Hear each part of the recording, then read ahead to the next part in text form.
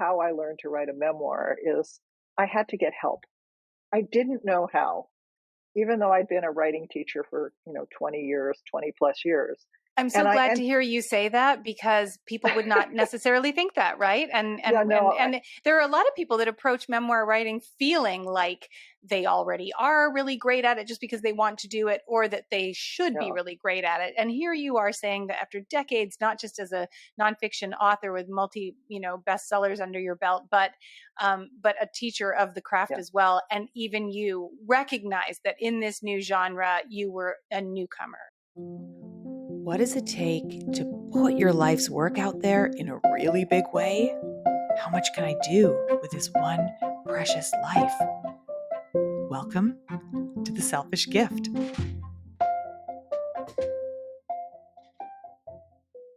Maybe you've had a personal experience that affected you profoundly and you want to write about it, both for your own benefit and maybe to help others with your insights. But you're worried about upsetting the other people in your story, especially family members. How do you tackle it? Do you need their permission? Should you change their names, or maybe change your own name and write under a pseudonym? What happens if they disown you or try to sue you? My guest today has been grappling with this zone of going public and using her personal life in her books for more than 40 years.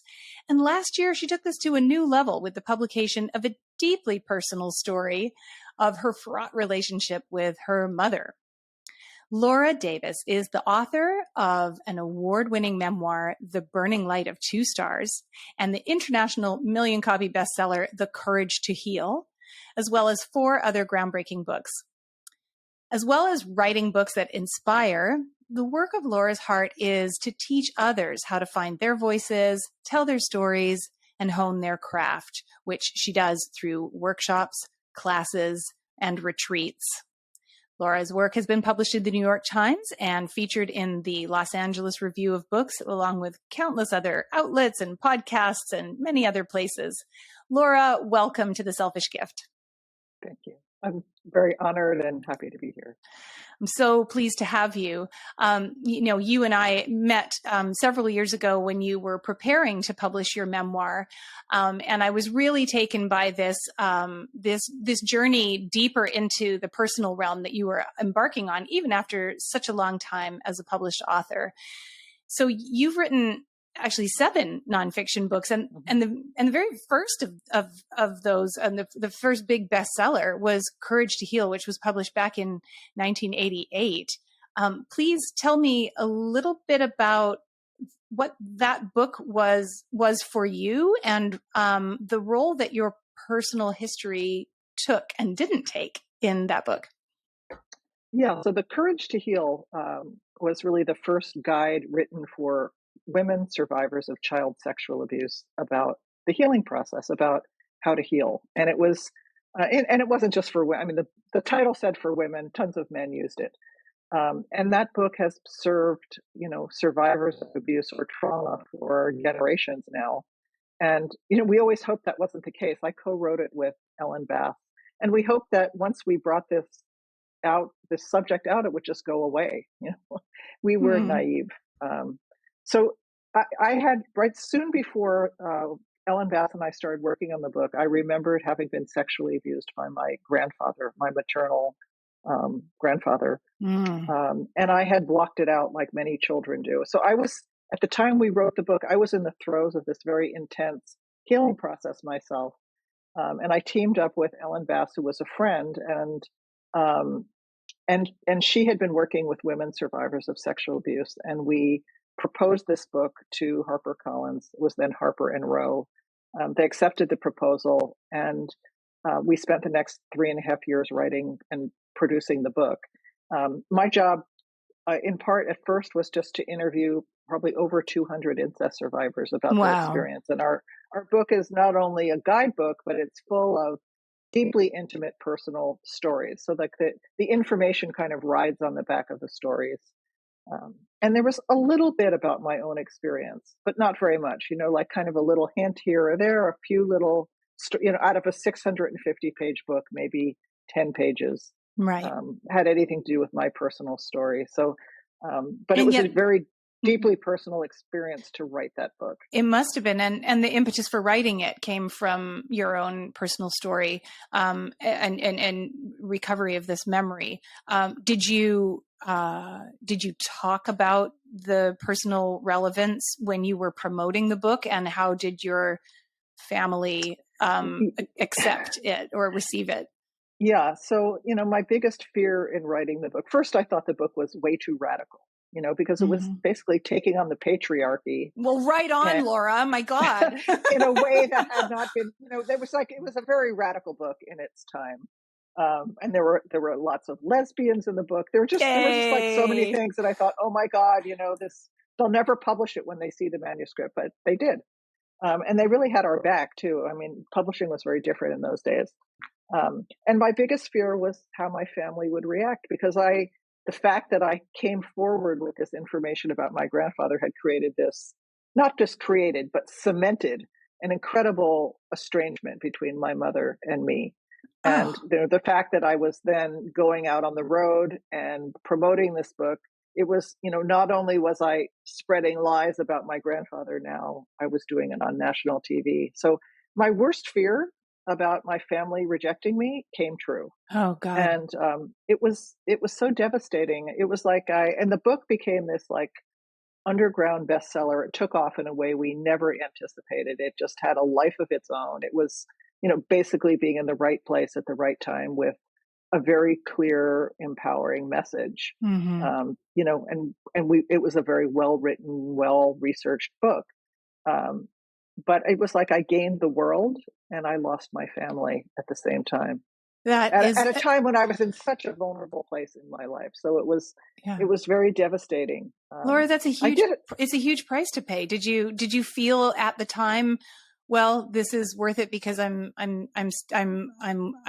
come clean and am aligned with what is true for me and what happened, or did it feel like, wow, did you ever have regrets along the I way? never regretted the choice to publish The Courage to Heal. I felt like it was. I don't usually. I mean, I don't talk this way usually, but I felt like Ellen and I were meant to write that book. It was like in terms of my life force, my life energy, producing that book and Mm-hmm. putting that out in the world was really, I felt like I came here to do that. And yet the book came out, I was only 31 years old. I was like a little baby. And so I had this big success and this big impact at such a young age. And the response to the book was overwhelming. I would go to the movie theater and someone would come up to the stall and start telling me their incest story. Oh And my God. I just didn't have the grounding Yeah. emotionally or spiritually really to handle we would get bag loads and bag loads of mail. And it was just so overwhelming. So I was dealing with that at the same time that I was still really very immersed in my own healing process Yeah. and the estrangement from my mother's whole side of the family. So I never regretted it, but I just was in such a deep process of grieving. And also I was so angry that, my mother basically chose her dead father over her living daughter. And, that was very hard to face. So your grandfather was already passed by the It time was this, already, and mhm. yet it's still, because I mean that's one of the things that people look to. They sort of say, well, when that relative isn't around anymore to like kick up a stink, then I can come out with my story. But in fact, what you found was that even in his death, your mother backed him rather than supporting you, and I can only imagine how agonizing that must have been. And as for the reaction from the public, I mean, what you described sounds like both a an overwhelming emotional load to carry, and also just a great honor and validation of the need for the book. So I can only imagine you must have had a lot of mixed feelings about Yeah, all I of mean, that. it was incredibly gratifying. I mean, it Mm-hmm. was it was to do something that helps so many people and that changes the whole conversation, not Yeah, just individuals, but like in society. Our book was very influential in its day, and I mean, it still is. It's still considered, like a bedrock text. Um, so yeah, it was a mixed experience, and I think mostly I was young in terms of handling that kind of notoriety. And also, I became famous in this kind of weird way for one yeah. of the very worst things that had ever happened to me. And at some point I just had to walk away. I wrote 3 other books about healing from sexual abuse, and then I was just like, I don't want my whole life to be identified with this trauma anymore. Well, You I know, I think had it, already done yeah. enough healing that I wanted to move on, and so I basically walked away from that success, really when it was at its peak, not knowing what I was going to do next. Well, okay. That's a great setup, Laura. What did you do next? Well, one of the things was that I had always wanted this is, I'd always wanted a family and children. And when I was dealing with the sexual abuse in kind of the height of that process, I came to believe I was too damaged and that I would pass on this damage to the next generation and that maybe I wasn't fit to become a parent. Yeah, I think At, a lot of trauma survivors carry that fear. Yeah.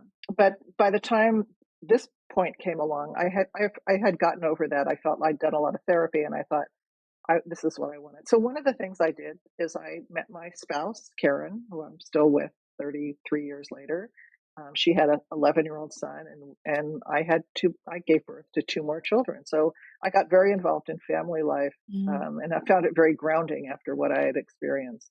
And then, my writing trajectory, my writing career really tracked my obsessions in life. I wrote a parenting book with a really great parent educator called "Becoming the Parent You Want to Be," and then my mother and I, after I had children, she and I began a very long, slow, challenging process of reconciliation Mm-hmm. because we both were kind of bound to each other despite this horrible betrayal that had happened. There was good in the relationship that we both were wanting to redeem.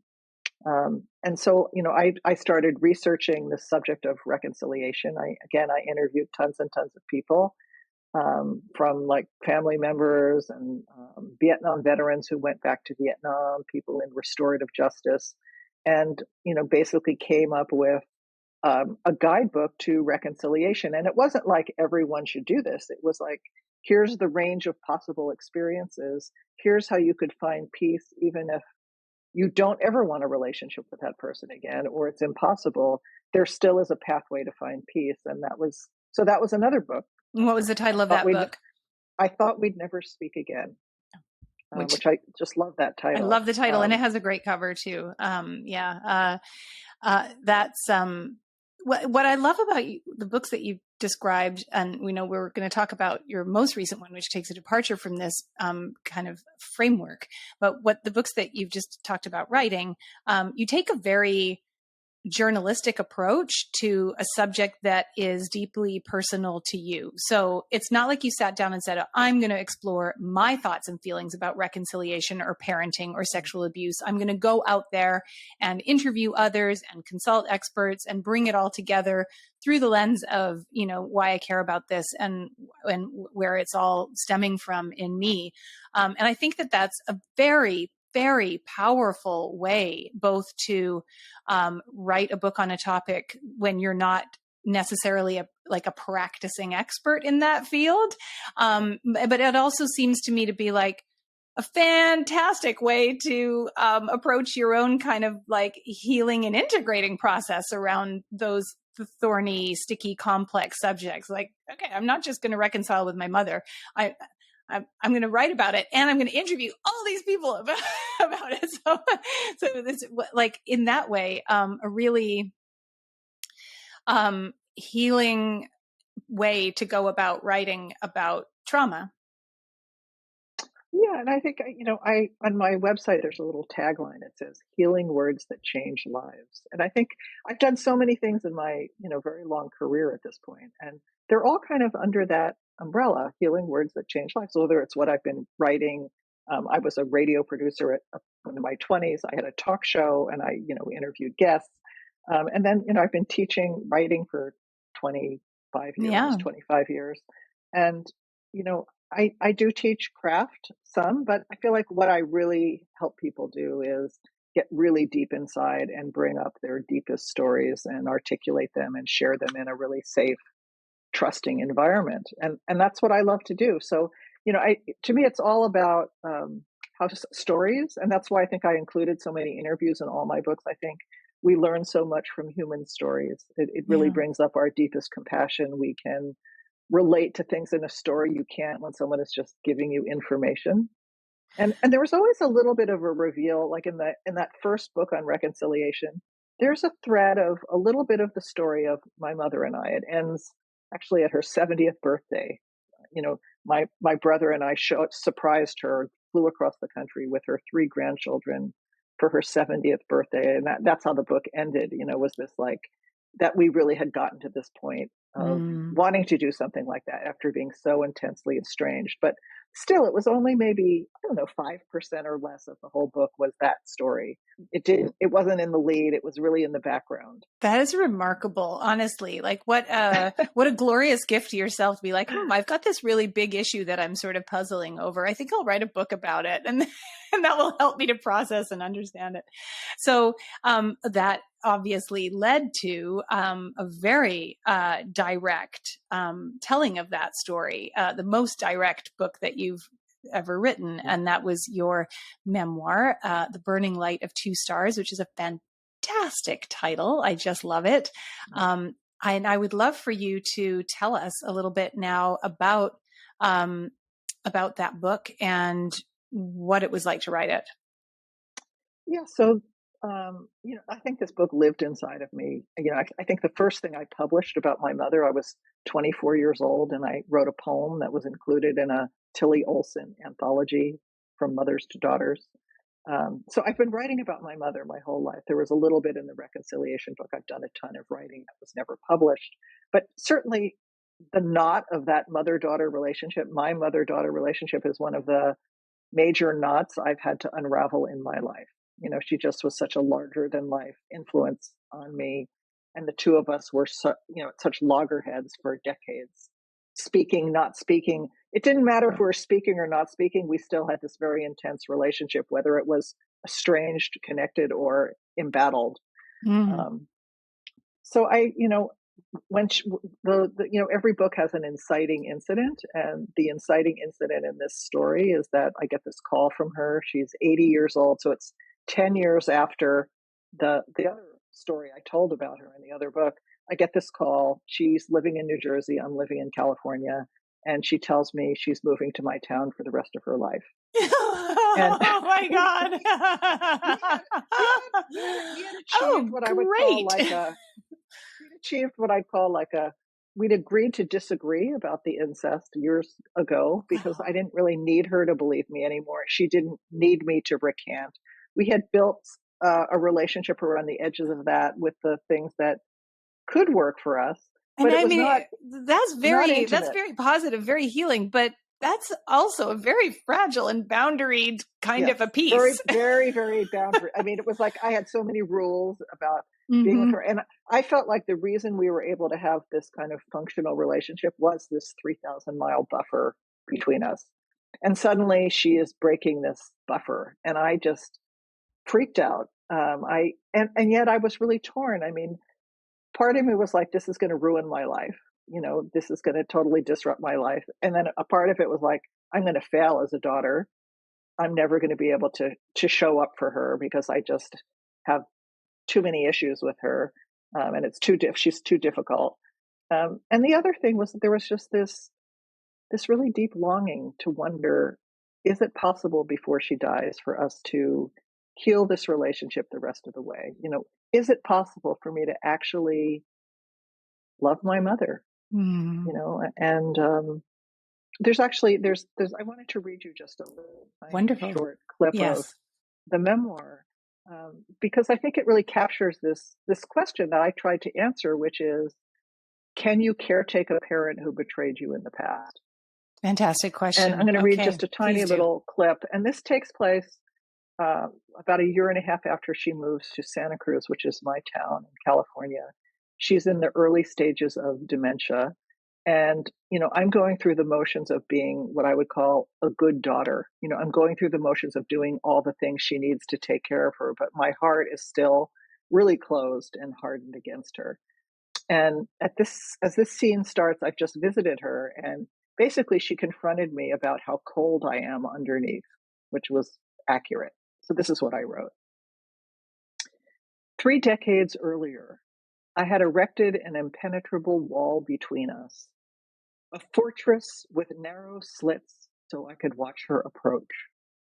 I ensured that my defenses were prepared any time she came near me. I always had an escape plan. It's true we later reconciled, and the fact that we were able to create a functional relationship was a miracle. But it wasn't an intimate miracle because I never took down my wall. Oh, I taught myself to be kind to her in a fake it till you make it sort of way, but I still held her at bay. My wall just got subtler. It wasn't permeable, it was hard and opaque, and there was no door.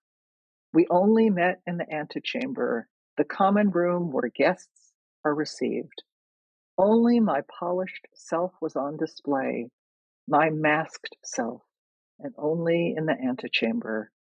Mom never saw my inner sanctum, and I never saw hers. I got as close as I could within the constraints I had established, but closed is closed, and a closed heart is a lonely one. The price I paid to keep my mother out, at first with withdrawal, later with an armed fortress, and finally with the polite rules of détente, was love. The pure, unfettered love I longed for, the pure, unfettered love I craved. That day in the kitchen when I couldn't comfort her, I had to face it.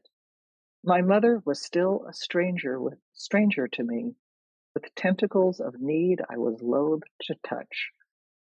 I wanted to be more than kind, to do more than merely what was right.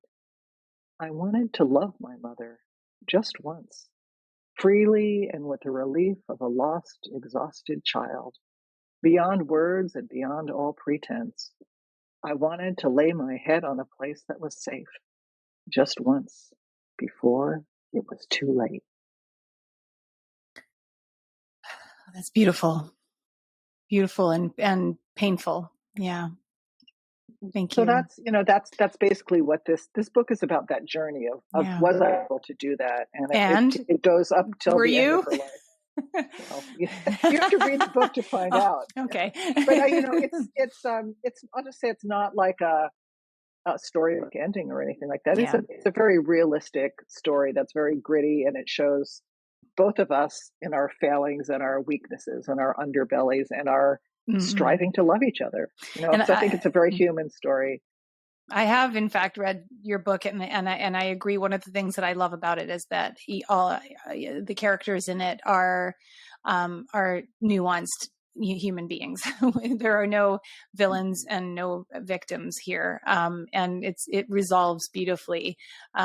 Yeah, so thank you for reading that. Laura, as you're talking about and reading from this story, this deep story, it occurs to me that not only is this book in a different genre, so it placed you as an author in a different category that was going to be known to the public in a different way, but it also must have called upon a different type of writing skill, because what you said about inciting incident, I'm thinking, well, okay, books of practical nonfiction also have a narrative arc to them, but it's different. Totally different. It's not about character development or scene setting or dialogue or really or momentum. Yeah. Well, I mean, the pacing comes differently, right? And so pacing is important in every book, but it is delivered in a very different manner when it's just a straight up narrative book, which is all 100% story based and no advice and information. So I'm so curious to know both how you tackled that and how you felt about the challenge at this sort of very well-established phase in your writing career. Yeah, it took me 10 years to write this book. One of the obstacles again was like, what would my family say? Like I had already spent all these decades making peace with them, and was I going to like blow apart the remaining relationships? I mean, my mother was dead when I published the book, but I had like cousins. I had like my generation cousins who had been really upset about the Courage to Heal. So that got in my way. But even more than that was I just didn't feel like I had the writing chops. I didn't feel capable because of exactly what you're saying. I didn't know how to write a full length story.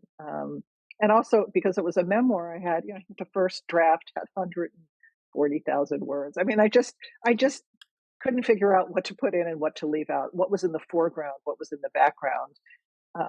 And I had a lot of beta readers along the many drafts I wrote, were people who would read it. And I'd always ask them, if you hadn't promised to read this book, would you keep reading? And at first it was like, no, I wouldn't have, That's because a it was too very, very confusing. It was brave too, question to ask, and a very illuminating, smart yeah, question to ask. And yeah, like yeah, your beta readers did you a real service by answering honestly. So, yeah.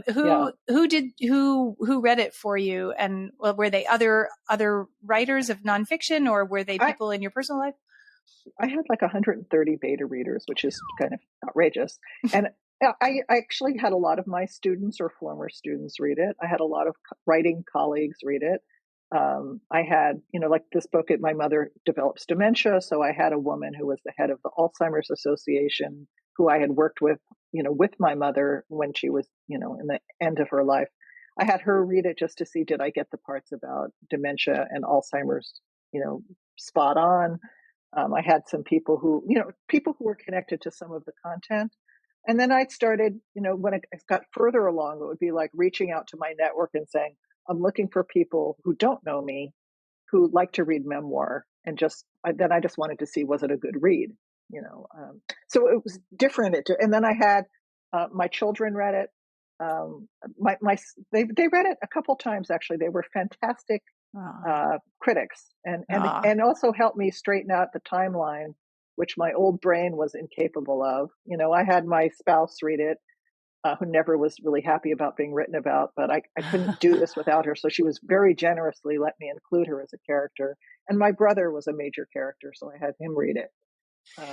But I didn't get, I think it's important to say I didn't give it to them to read till like year 9. Yeah. Till it really was basically finished. And my question to them is there anything in here you can't live with? Mm-hmm. It was right. That's it. really smart. And I've heard that advice from other sort of, teachers of memoir, that it's not about really asking for guidance or permission. It's about sort of like like you show it to them when the bread loaf is half baked already, and you're no longer kneading and mixing. You don't want to invite people to think that they're going to sort of write their own story in your book, because it is, after all, your version of the story to tell, and that's your prerogative as a writer. But then on the other hand, you want to respect and preserve the relationships that matter to you. And that is a tricky line to walk. Yeah. I mean, at this point in my career, I feel really, not career, my life as a human being, I feel really differently. When I published The Courage to Heal, and I was, I think we turned that manuscript in, I was 28 or 29 years old. My attitude was like, screw you. You're all lying and in denial, and I'm telling the truth. And it's not that I didn't care. I cared about being estranged, but I didn't feel I had to take anyone's permission or anything like that. But, over the years, I had some experiences, especially writing about my own children, where I regretted what I had published because it damaged the relationship. And I realized I care about my relationship with my immediate family more than I do what I write. And so with this book, I felt like I had to have the buy-in of the major characters at the beginning that I could even write the book. And then I did want their approval. I didn't give them editorial control, but that was my question. And like I said, and there are other people, like people who were not in the book in my family, who I knew would be unhappy with it. I didn't tell them anything until I actually had signed a contract, and I informed them. And I informed them with an apology. And the apology was, it's really hard having a writer in the family. And I am sorry for any grief or distress that this brings you, that I've made this decision, but this is what I'm doing. And, so that's how I wrote to them. Back to your other question about how I learned to write a memoir, is I had to get help. I didn't know how. Even though I'd been a writing teacher for, 20 plus years. I'm so glad to hear you say that, because people would not necessarily think that, right? And there are a lot of people that approach memoir writing feeling like they already are really great at it just because they want to do it, or that they should be really Yeah. great at it. And here you are saying that after decades, not just as a nonfiction author with multi, bestsellers under your belt, but a teacher of the craft as Yeah. well. And even you recognize that in this new genre, you were a newcomer. So, that's amazing self-awareness. And so how did you seek and find help?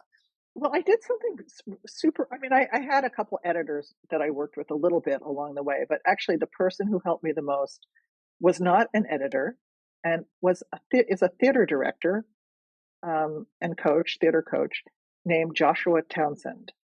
And I heard about him because a colleague and friend and someone I'd gone to a lot of workshops with is a woman named Anne Randolph. She teaches a workshop called From the Page to the Stage. And in the early phases of this memoir, I thought I might write it as a play. So I went to that workshop, and I loved Anne. I kept going to her workshops. And she does a lot of one woman shows, a lot of performance art. And this guy, Joshua, was her director. And she just kept raving about him. And he works with people in all kinds of creative fields. And so I contacted him, and from the first conversation, I knew he was my person. Because Wow. I'm a good writer. I didn't really need. I'm a very seasoned author. I had the chops to. Yeah, I didn't need kind of basic. What I needed was, how do you tell a story? And You knew how to so do the words. You just I needed to knew how know to how do to the words. shape the I didn't know story. how to Right. construct the story. And he Right. taught me, how you create a compelling and riveting story that keeps people turning pages. Like the feedback I get from people is that it's a propulsive book. You pick it up and people say, I read it in one day. I read it over the weekend. Most memoirs, you don't hear that too much. So I feel really really proud of that. And I think it was based on my work with him. And the thing that's kind of weird is that he never read the book. I mean, he occasionally read something, but he more worked with me. He would do, like, an example was, he would give me an assignment. He would say, um, "I want you to come back next week with a list of the secret bonds that existed between you and your mother." And Oh so my on God. this That's list so cool. would be things like, when I was 14 or 15, I got a tampon stuck inside of me. I couldn't get it out, and my mother had to pull it out. It was horrible. Or that I knew that in her older years, she told everyone she didn't smoke, and I knew she was still a closet cigarette smoker. Wow. Or that we both loved the movie Streetcar Named Desire, and that I knew, like, these little things. We both loved to play this game 500 Rummy. Both were like inveterate card players, and there were these things that we went to Woodstock together when I was 13 years old, and there were just these things. And when I would visit her in my 30s and 40s, we would go in the living room and smoke a joint. I would always bring a joint. We would smoke a joint and get stoned together, and like, that was part of our ritual of our visit. So it was like, what were the things that bonded us? Laura, that And is a fucking juicy prompt. yeah, really, really juicy. Really And juicy. I'm going to totally use then that. with It's that amazing. list, it was like, it helped weaving a lot of those things into the book. It established, why would these two people who had every reason to never speak again have a relationship? And it showed the glue. So, like, after that, I just wove in card playing, became this meme Mm. that existed throughout the book. And at the end of her life, there's this, like, the last time we play cards together, we're at a doctor's office. She's about to go into the doctor. We're playing cards, like, on the chair in between us.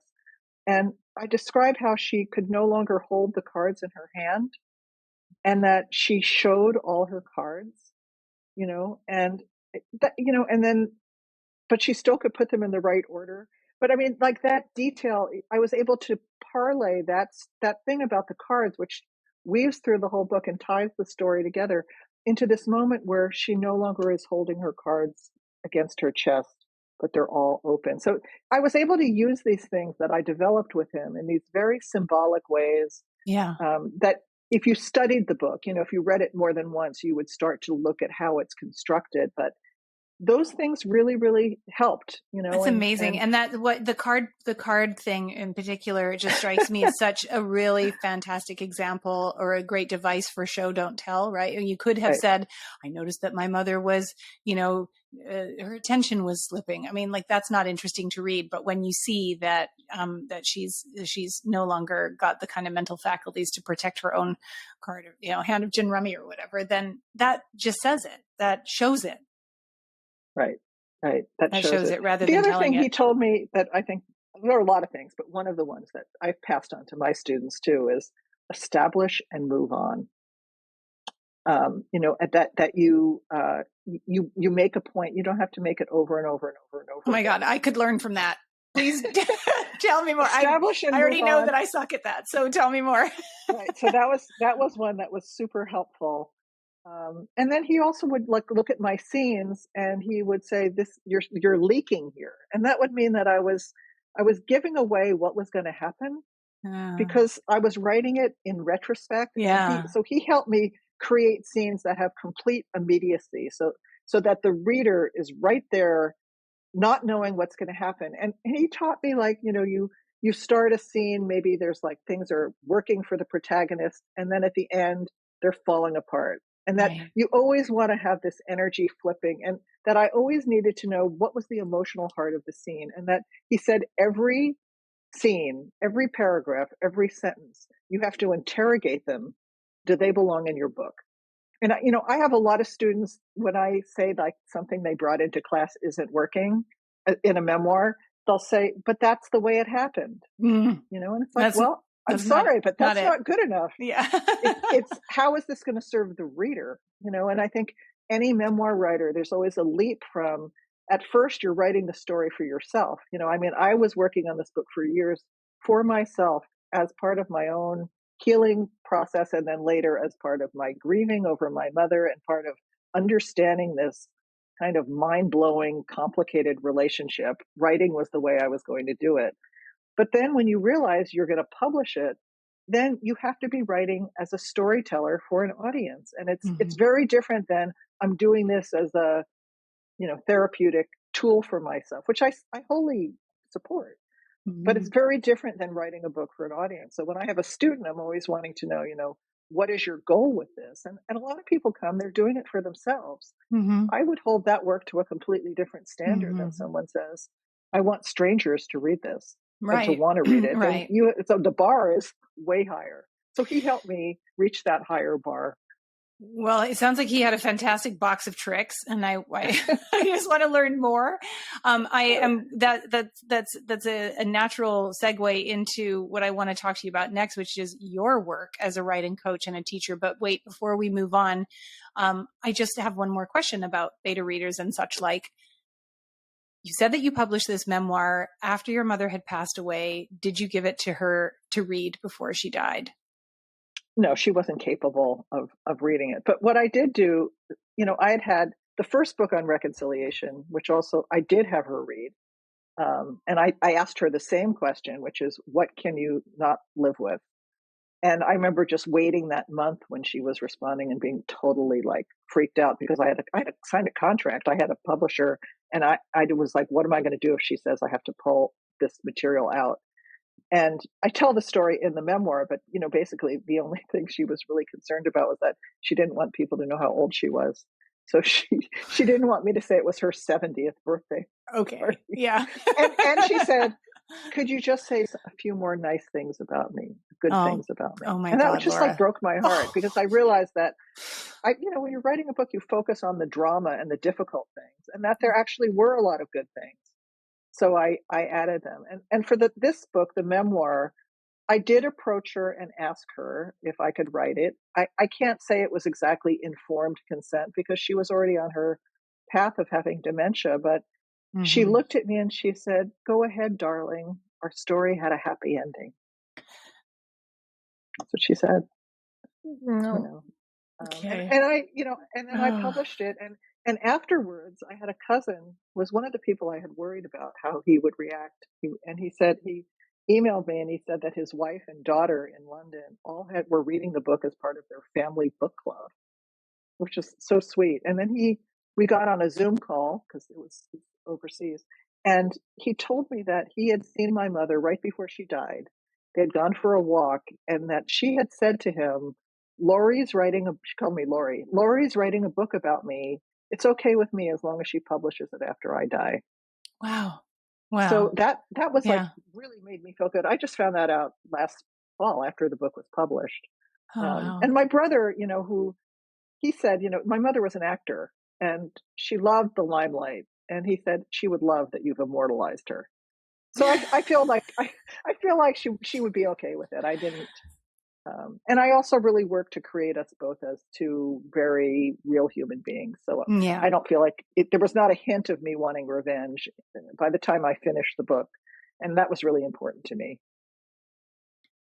That is so beautiful, Laura, and must have been just such given you a lot of comfort Yeah, in it moving did. It forward. was really Yeah. comforting because like I said, she had said yes, but I felt like, well, she said Hmm. yes when she wasn't the same person she had been before. But I felt like that validated it for me that she really Totally. did know what I was doing and was okay with it. So tell me now, if you will, a little bit about your work as a writing coach and a teacher of others. You said earlier that your motto is healing words that change lives, and what you have just described about your own process is how that is true for you as the writer, as well as Yeah. hopefully, intentionally for the reader who reads books like this and glean some insights and from it. So, um, tell me why this work matters to you, and like how how you work with other people, and what role that plays in your Mhm. life. Being a teacher is a huge, huge part of my life, and I don't work with people individually. So like I'm not an editor or book doctor. I just never felt like that was my strength or what I enjoyed. I'm not really someone who could go in and structure someone else's book. I had so much incredible difficulty structuring my own memoir. I feel like I'm very strong in helping people find their deepest material and get it out. And then, I teach in groups because I love what happens in a group of writers when one person digs down and tells the truth about some situation in their life and then they read it out loud. It gives everyone else in that room permission to broach that subject or to take the same kind of risks or to have the same kind of courage. And the intimacy that develops in those groups, by the container that I build, is just like it's what floats my boat. I mean, before this interview, I just taught a 3-hour class, and I'm so moved by the stories that come out. I mean, they're just incredible, and the bonds that form. Like that's actually the secret is that I really love building community. And yes, I'm a writing teacher, but what I love is that group cohesion and the dynamics of running a group and structuring a group and teaching retreats and the whole rhythm of what happens as people crack open and find their material. And I mean, that's my gift, I think. I also do work with people who are working on, in groups who are bringing in chapters or pages to get critiqued. And I've learned a lot about writing from my own process to be able to help them do that as well. And I really like the longer form too. This fall I'm doing like a week long retreat writing through grief, loss, uncertainty, and change.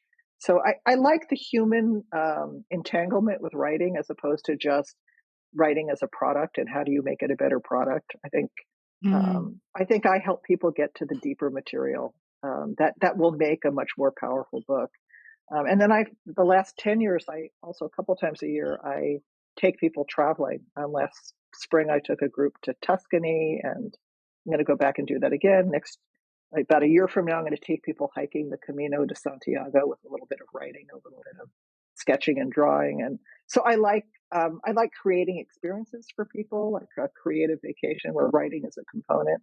Um, and I do weekends where people, like a work weekend where people just dive in and do 3 days of intensive work on their projects and they get some coaching from me and some critique. So I do like a lot of different things. And I think I get bored doing just one thing. Although lately I've been thinking, what do I want to keep in my life? I'm in my 60s. So now it's like, well, what do I want to keep going? doing and what do I want to let go of? And, how do I want to restructure the different offerings that I make? So that's really actually up for me personally at this time Hmm. is what's next? And do I keep wanting to do this one thing I've done every year just because I've done it every year, or not? I think that writing is such a solitary pursuit, and yet there is so much power in a writing circle, in a supportive group of writers, particularly when there's also the opportunity to share feedback in a safe kind of a space. Um, is it is it fiction writers that you're working with, memoirists, people writing practical nonfiction, all sorts, poets? Where do you I set the definitely parameters? do not work with definitely narrative. I definitely Hmm. don't work with poets or playwrights. But really, I have had fiction writers, a lot of memoirists, and then people writing. Sometimes they're writing blogs, or they're writing. Sometimes someone will come, they want to write a family history for their family. So it's not always people who want to be published, although a lot of them do. So I'd say, pretty much any form of narrative. I'll look at the material someone is working with, and I'll look at a sample, and I'll tell them, honestly, like, I don't think I'm the right fit for you, Hmm. or I don't think you're the right fit for this class, or I think you are. Or I sort of know who I could work with and who I can't, and then I pass someone to someone else if I feel like it's not the right fit for me. So when you're thinking of like what to keep on your docket and what to get rid of, I presume you're going to keep the exotic international retreats. Yeah, definitely. That's I fun. really like to travel. Yeah, I will definitely I'm keep pretty sure I saw a picture of you with some palm trees and stuff too. So, is there a Hawaii retreat that you do, or that was from Bali. I took people to Bali, I think, 5 times, and I'm gosh, thinking about going back. But uh-huh. so I think we've been revisiting an older trip to Bali. But I would definitely keep that. Although it's, as a business person, it's it's the most iffy part of my business. Really? Put a lot of time and energy. Well, I mean, I had to cancel everything because of COVID. Right. You don't know if people are going to sign up or not. I mean, kind of the bread and butter of weekly teaching and working with people who have a writing ambition is much more stable than doing these Mm, kind of like fancy things. So I'll keep doing them, but I would never just do them. You know, fair. 2 or 3 times a year is, I think, the maximum for that kind of adventure. And yeah, I do love it. This sounds like a So fun. perfect life. Okay, let's talk for a minute about your writing practice. I would love to know what it looks like for you when you are writing a book. Everybody has their own sort of rhythm and routine and ritual. And I'd love to know what yours is. Well, first, I would describe myself as a binge writer. I don't write every day. I could go weeks without writing, or I'm always writing things for my business. I'm always having to write in my daily life all the time. But in terms of like my own creative writing, I'm erratic, and I have been my whole life. And I think in the beginning, I wasn't sure I could call myself a writer because I had all these ideas like writers should Mm. they have to write, 2 hours every day or 1,000 words every day. And then I thought, well, God, I've published 7 books. I've been teaching writing for 25 years. Everything I do is an expression of words and language and communication. Like, this is who I am, a communicator, but I'm not solely a writer. Like I said, I was a radio talk show host, and I'm a teacher and a workshop leader. And um, so I feel like it's always communication, and I'm always in some way an agent of change. And that's more true than I'm just a writer. Hmm. And you took Um, you gave yourself so many years to write, in particular your memoir. It sounds like that was a very organic process. I can't imagine that you set out 10 years ago to say, I'm going to spend the next 10 years writing this. Maybe, no, but is that always the case? How are you with deadlines, whether imposed by self or other? Talk to me about that for a minute. well, I impose too many deadlines on myself. I wrote a piece in my class this morning, actually, that I joined in with the students, and I wrote something, and I told this little thing that, like, I've been with Karen, my partner, for 33 years, and we've had this conversation hundreds of times. I'll say, I'm so overwhelmed. I have so much to do. I just can't handle it. I'm just like, I'm all stressed. And she just said, Laura, you created every bit of it. Because I'm like this self-generating dynamo of energy, and I've always got a million ideas. And I'm like, I'm trying to learn to contain myself, Yeah. because every time you initiate something, there's like 10 tentacles of tasks down the road. I feel you, I mean, sister. you know this. I'm in that camp I, myself. all right, It we need just, to start a support group. We need our own little support um, group. I forgot where this started. Oh, about just my your process. process. So I'm just saying I'm not just a writer. So I'm always like, a lot of my creative output is creating a retreat, creating a curriculum, creating a hiking trip to the community. I mean, I'm creating a lot of things all the time, and writing is one. When I'm working on a major project, I find that I need to go away. Like in my daily life, I find there's just so many things. It's really hard for me to carve out the time to And to write. block So out like when I was, distractions. Yeah. yeah, when I was Hmm. writing on the memoir, I lived near a couple hours from Big Sur, California, and there's a monastery down there. And I would rent a place in the monastery for like 4 days. And I did that a bunch of times. And I'd like be in some funky trailer on this piece of land, and they would provide meals. And I would just hole up there for 3 or 4 days and just like go deep, deep, deep into the writing. Um, Especially if I was generating new material. Like I could edit anywhere. I mean, I could take what I've written and I could do it at the end of a day. But I always tell my writers, don't give your writing the armpit of the day. Like, don't give your writing the leftovers.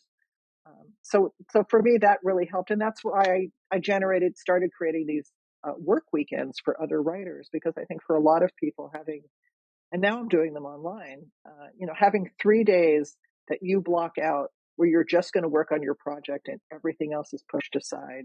For many people, they make huge strides just in the 3 day period. And it's interesting doing it now, not just in person, but online. There's the added benefit is people learn to structure concentrated, focused work time at home, which is really hard to do. If you just go to like a retreat somewhere else and then you come home, you're like back into your home routine of not doing your writing. Yeah. Oh, the So, laundry. Oh, the right, the neighbors. laundry, Oh, the foot, yeah, the lawn. Yeah. All that stuff all clamoring for that stuff. attention, and just Yeah. the visual reminders of, things that are not writing. And, right Yeah. now I'm not working on a project, and Hmm. and I think I'm in the postpartum of the publication of this memoir. And also, I wrote about like this hugest issue in my life, this mother-daughter thing. And I don't just have like I'm not the kind of writer who has like the next 6 ideas lined up. And that was one thing that Joshua taught me, was that in the creative cycle, there's create, release, relax. Oh, And wow. I I love was this really good man. at He's I was amazing. good at I was good at creating and good Hmm. at releasing. Well, like a lot of people, they create and then they can't publish or they can't finish. But relaxing, that's the area that is the biggest challenge to me. So, and I feel like right now I'm just enjoying having more time to, be with the dog, to go camping, Hmm. to have that kind of fallow time so that maybe something else will percolate. I mean, I hope I write another book. Um, but right now it's just empty in there. And maybe not empty. It's not, there's nothing ready to form or shape It's or the yeah go out into the world. the fecund void. Right. That's right. The fecund void. Perfect. um, well, I was going to ask you whether you have like a favorite prompt, but maybe this is a super bad time to ask that. But like, No, or I do you have, have ways to I, kind of like get the and motor running when you do want to, or get your juices flowing? How do you get yourself going? yeah, I mean, I always start with writing practice, which, I've taught writing practice for 25 years, as developed by Natalie Goldberg in Writing Down the Bones, which came out, I think, the year before The Courage to Heal. So I often will just do, free writing, writing practice, and a couple of my favorite prompts. One that I've been using a lot lately, and I've been giving it to students, is this is the way things are right now. And you use that line, and then you just write for like, a paragraph or a stanza, a couple paragraphs. And then when you kind of run out of that, then you start again. This is the way things are right now.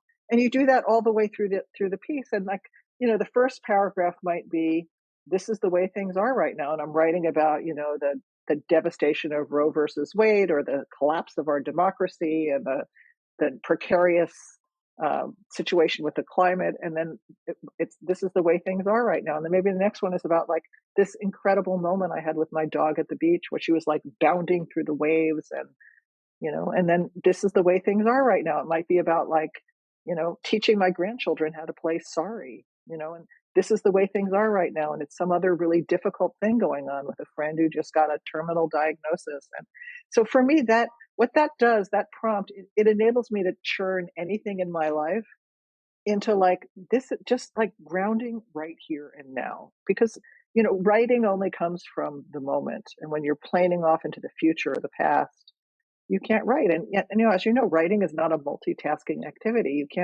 You can't write and have your like notifications pinging and checking your email. And, I think the studies say if you let yourself get distracted, it takes 16 minutes to get back to deep concentration. Right. Or longer if you're me. Or longer. Yeah. I love that prompt so much. I feel like as soon as we finish this interview, I'm going to go use it and do some writing in my own workbook / journal. What I love about it is that, I mean, the point of prompts is that they should be generative, right? So you sit with the prompt and, oh, look, there's something to say.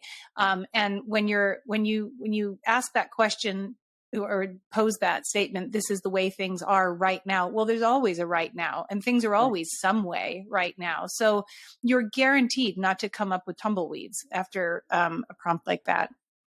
Yeah, and also I think we're often trying to not have life be the way it is right now. We're running away from it. We're distracting ourselves away from it. We're, getting stoned away from it. We're doing all the things so that we don't have to face what is actually happening, which is usually a mix of things.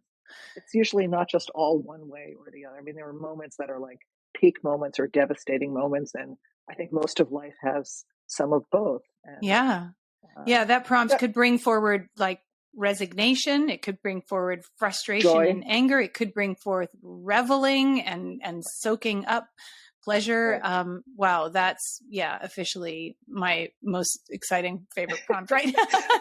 That's awesome. Okay, good. And this is when I tell my students, if you're like stuck and you feel like you're just kind of like skating on the surface, or you're like repeating some habitual story you've told a million times, the prompt is, what's the part you never told anyone before? Or here's the part I never told anyone before. And that it's like your conscious mind is giving your subconscious mind permission to, okay, I'm going to drop down and tell the real truth. What's the story under the story that you always tell? And then that's where the juicy stuff is.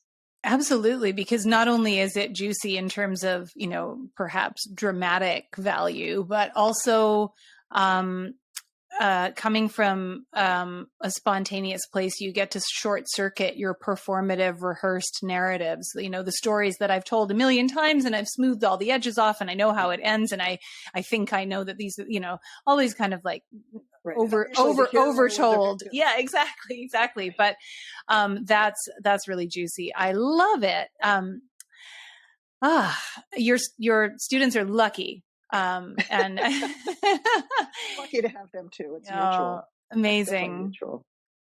Well, in the few minutes that we have left, Laura, I wanted to talk to you about kind of career building and the sort of publishing side of things. I don't know how much time we have to get into all of that. So why don't I just hand it over to you to tell me anything that you would particularly love to share about either building a career as an author, approaching the publishing industry, or marketing yourself as an author. So dip into any of those wells and share what you feel you'd love to say.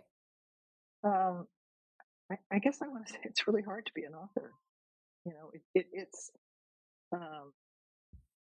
It's a very difficult road, and I think a lot of people approach it with a fantasy that they're going to become rich and famous, they're going to be recognized, they're going to be, and I had that kind of unusual, extreme success very early in my career. I've never been able to repeat it. I've never been able to have a book do that well, and so. Or anywhere close to it, so there's like, you can't control the outcome. And sometimes you get lucky, and luck is usually where you've been working at it for decades. And then like, you're in the zeitgeist of the time at the right moment, the right opportunity. So I think you have to have a lot of reasons to want to write books and be an author besides just that it's going to be your new profession, that you're going to be able to quit your day job. It's going to take a while before you get to that point. Um, I think in terms of marketing, the most important thing is I've gotten more comfortable with marketing because initially I just felt like it was dirty, like A lot of marketing, people feel ew, that way. Yeah. and who would, it's just very difficult. And what I've learned is that you have to believe that what you have has extreme value for someone, not for everyone. Like when people say to me, "Oh, I'm writing this book for everyone," I tell them that's not a very good answer. That you really have to know what's the little niche, like who is your ideal reader? Who's the person who is going to start proselytizing for your book and tell everyone they know because it was the perfect read for them? And if you could identify who that person is, you could target your marketing towards them. And, I've also seen that uh, you can't control the outcome, like you could put your whole, like when I did that first reconciliation book, I had just received an inheritance from my father who had died, about $75,000. I spent all that $75,000 promoting that book. It was Wow. published by a big publisher. And, what happened was it was a book on reconciliation, and 9/11 happened. And the book came out at exactly the wrong moment when the mood of the country, it did not match the zeitgeist of the country, which was like revenge. And Hmm. not for me, I didn't feel that way, but millions of people did. So you just Hmm. don't know what's going to happen with your book. And I think promoting your book is a long-term activity. And you have to promote your brand. I mean, it's not just one book. Hopefully you're going to have many books in you. And like one time I made the mistake of building a website just for one book. It was my parenting book. And I realized that actually the website had to be branded on me because Hmm. I was the common denominator in everything I do. And that I was going to go through a lot of evolution of different things I was going to offer, both as a teacher and as an author. And that it was lauradavis.net was the website. It wasn't the name of the book. So that's one thing. And that uh, there's a lot of great help and a lot of great resources for marketing. Um, and that really, it's a lot of it is about building relationships and creating a team of people where you're going to help them out and they're going to help you out. And doing something like this, like a podcast, is a really great form of marketing because first of all, podcasts last. If you're just on a radio show, it's that minute and then it's over. But also people can listen to this and it's long. You get to talk for a long time and people really get to know you as opposed to a 3 minute TV clip or something. Um, Hmm. so I think that and everybody's going to find their niche of what's the best way for them to market. For me, this is really effective because I'm really articulate. This is one of my great strengths. So for me, this makes sense. For someone else, it might make sense to, do TikTok videos or, um, you know, something, start a business or do a whole online thing. And I think the main thing is that you can't just do all these different techniques because you'll go absolutely crazy. There's a Hmm. million ways you can market your book. You have to hone in on what are the one or two or three things that you're going to focus on and have a plan of who you're trying to reach, how you're going to try to reach them. You can't just like always grab onto the next shiny idea. Right. And then Like a lot of that's what people said makes to it me, sustainable. Right. right? A lot of people said to me, everyone's doing book talk. Well, book talk, people doing book talk, they're not doing memoirs by 60-something-year-old white authors about mothers and daughters. That's not the kind of books they're featuring. So for me, that was not a good fit. Hmm. So I Hmm. think you have to, that's my advice is actually have a marketing plan and know that you're going to be doing it for a long time. If you want your book to ultimately have legs, your publisher is not going to do it for you. No one is going to do it for you. And And I, no one is going to do it as effectively and passionately as you right. can. So whatever you need to do to get over the idea that you want to live in an ivory tower and just write the book, if you want people to read it, you're the one who has to do something about it. Hmm. Thank you. It's great advice. And I'm struck by the advice. No, it's true advice. Speaking as a publisher, I recognize truth in your advice. And I'm also struck by the fact that, 9/11 was a while ago now, and it was even back then. And even though your reconciliation book was being published by a major traditional publishing house, even then it was $75,000 that you invested. Like, that's a lot. So, and it's not unusual, for a serious launch, right? So I think that it's really important for authors, for writers to have a realistic understanding of what it can take, and that even the best kind of plan in the world and the biggest budget cannot guarantee a big hit. Also, I don't think you have to have, I don't want someone who doesn't have that kind of money to think like it's impossible for me. That was a choice I made at that moment. Right. But even what I'm saying is, even that isn't sort of like, oh, okay, well, it's just like money in, results out. So there are lots and lots and lots of ways to do it. Yeah. You could definitely do guerrilla marketing that is free. You can do, but then you have to have time and ingenuity, and kind of other types of resources. Time and ingenuity, and, right. and and knowing your audience and how to reach them. Yeah. Which may have, Yeah. Well, thank you. You're a font of wisdom. I really, really appreciated everything that you shared. Can you tell us, we will post all of your links in the show notes, and we've got links to where people can find out about your retreats and your courses and the books themselves, of course. And listeners can read the first 5 chapters of your memoir at lauradavis.net/chapters. And that's Laura spelled Laura. So where else can we find you on the interwebs? Well, I think the best place for me is my website, lauradavis.net. That has, everything about all my books, my classes, my workshops. There's tons of media clips. It's a very in-depth website with tons of, and lots of free material. I also have a workbook there called Writing Through Courage, a 30-day practice. And it's a really beautiful ebook that I had designed that is 30 days of writing prompts to help people find courage, which is something we all need in our lives right now. And I also send out writing prompts every week, similar to the ones I gave as samples. I'm going to sign up for that and download that ebook myself right now. So that's what awesome. I would suggest. I'm also and are you on Facebook. Are you on the TikTok also? No, I'm not on TikTok, but I am on Facebook at The Writer's Journey. Okay. And Instagram, Laura Sari Davis, LauraSariDavis. But all that's on my website too. So Great. lauradavis.net is really the best source to find me. Laura, it's been an absolute joy speaking with you. You're inspiring and helpful, and just a barrel of laughs. I loved it. So thank you so much for your time today. You're welcome. It's been a pleasure. I really hope this conversation has inspired you to give so much of your gift to the world that it expands you into your greatest possible version of yourself. Remember, it's not selfish just because we also benefit from it.